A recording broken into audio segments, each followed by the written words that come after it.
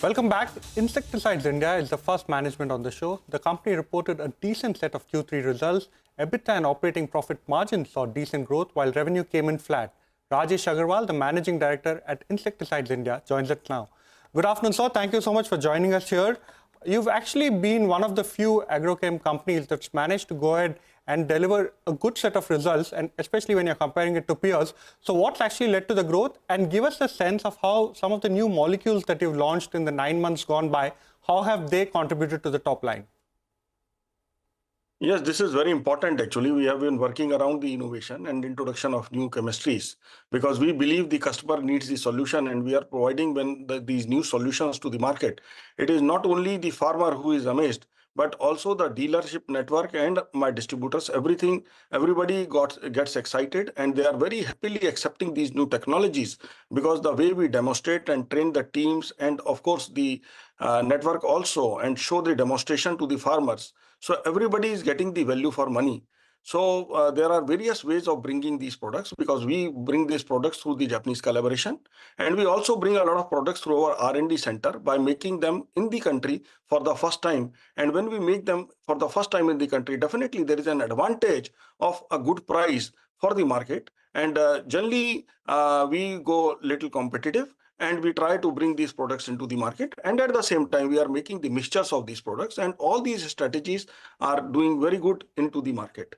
So if I talk about the products specifically, then in the herbicide segment we are focused around certain products like Tori was given, and after Tori we launched Green Expert and also Nakshatra into the market, though that was almost in the fag end of the season, but the acceptance of these two products was very good, and Tori in particular has become a big hit into the market. If I talk about the leading insecticide, then Mission was launched this year, a very successful launch in this year, which will be touching almost 85-90 crores in this fiscal actually. So I would say it's a very good sale for the first time molecule. And last year we have brought in Shinwa in collaboration with Nissan. So the gross sale has already crossed 150 crores. And I believe this year end, we should be ending about 150 crores of net sales of this molecule.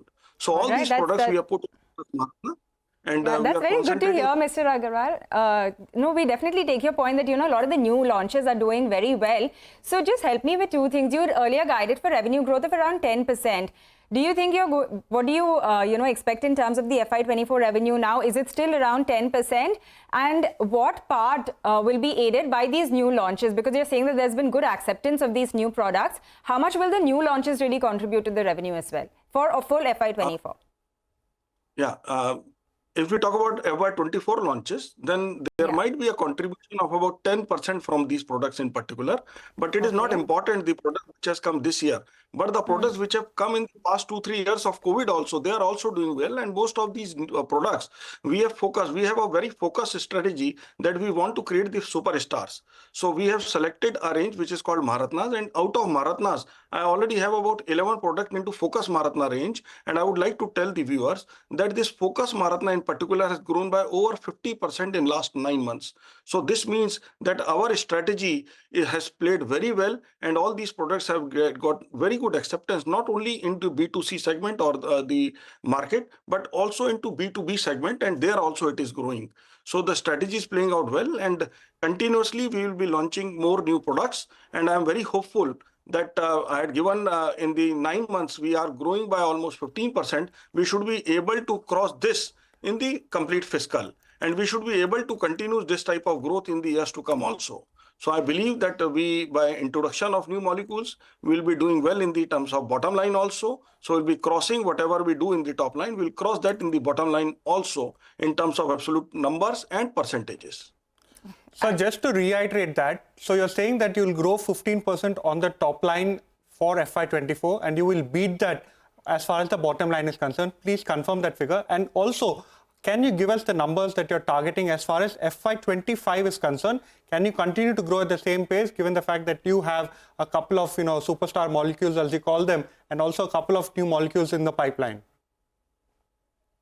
Yes. Like in terms of top line, we should grow by 15% plus. In terms of bottom line, definitely there will be growth better than the top line. I'll not be able to give the exact percentage, but if we compare with the past results of few years, actually, we should be giving a very good result this year. And FY25 should be a revival year for us, because by our strategy of backward integrating, introducing new products, working on agrochemicals as well as biologicals, we are launching many new chemistries and we are focusing around these products in a big way. And I believe that the real reflection should come in FY25. Why? Because the inventories which I'm carrying today due to the Chinese dumping policy, all these inventories are now low priced inventory which have come near to bottom.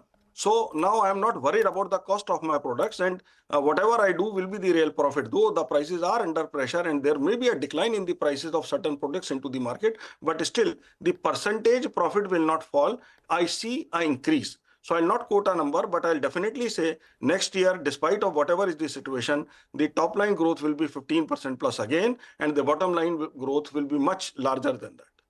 And we will start showing that from the first quarter itself. In the first, because we do about 60% business in the first half. So the reflection is going to come in the first half itself. First quarter, second quarter results will be the real reflection. Got it. First half is better for you. So we do expect, like you said, you're expecting to beat the 10% guidance that you'd earlier provided, and now you're looking at closer to 15%. Mr. Aggarwal, thanks a lot for taking the time today, and we do hope to have you back on the channel very soon so we can talk some more. For now, it is time for a short break, but on the other side, we will speak with Bir Kapoor from Gujarat Fluorochems. He's also going to join us to talk about the Q3 earnings and what they expect going forward.